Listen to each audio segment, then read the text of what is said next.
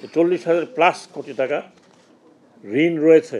বেক্সিমকোর লে অফকৃত কোম্পানিগুলো বন্ধ করা হবে। শ্রম আইন অনুগ এবং অন্যান্য আইন অনুগ সবাই পাওনাদি ফেব্রুয়ারির মধ্যে দেওয়া হবে বলে সিদ্ধান্ত নেওয়া হয়েছে। কোন ব্যাংক কত লোন দিয়েছে এবং নট উইথ অ্যাডিকুয়েট সিকিউরিটি, যেটা আমাদের কাছে মনে হয়েছে। সোনালী ব্যাংক 1424 কোটি টাকা, এগুলো সব কোটিতে ধরবেন। Agrani bank 420.747 crore. Rupali bank 986.72 lakh. Janata bank 23,285.42 crore. National bank PLC 315 কোটি। আমি ফ্র্যাকশনে আর যাচ্ছি না।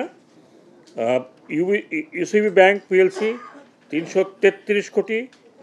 এবি ব্যাংক পিএলসি 938 কোটি। এক্সিম ব্যাংক 497 কোটি। গ্লোবাল ইসলামী ব্যাংক 60.56 কোটি। ডাচ বাংলাদেশ ব্যাংক 93.57 কোটি। আইএফআইসি ব্যাংক পিএলসি 78.22 লক্ষ বা 0.22।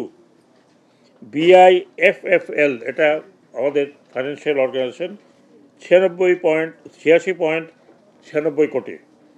এই টোটাল টাকাটা দিয়েছে। টোটাল হচ্ছে এই বেক্সিমকো টেক্সটাইলস অ্যান্ড অ্যাপারেলস কোম্পানির ব্যাংকের ঋণ টোটাল হচ্ছে 28,544.14 কোটি।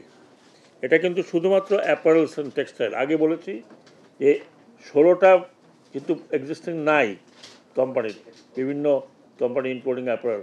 যে 16টার এগেনস্টে আগে বলেছি কত হাজার কোটি টাকা নিয়ে গেছে, 12,000 কোটি টাকা। কাজে এই সমস্ত কিছু মিলিয়ে গতবার আমি আপনাকে বলেছিলাম যে 40,000+ কোটি টাকা ঋণ রয়েছে। এবং এই সমস্ত ঋণ ব্যাড ঋণ কিনা সেটা এখন ব্যাংককে আমরা জিজ্ঞেস করব।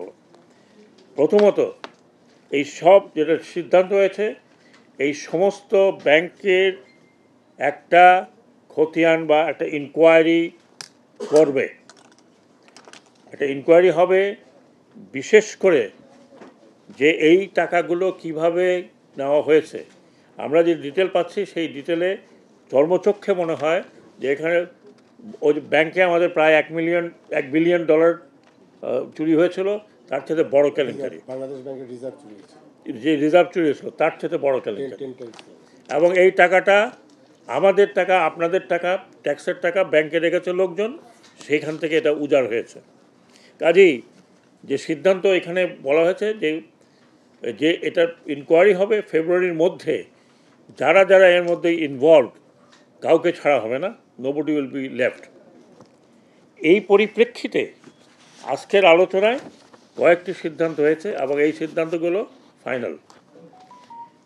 বেক্সিমকোর লে অফকৃত কোম্পানিগুলো বন্ধ করা হবে।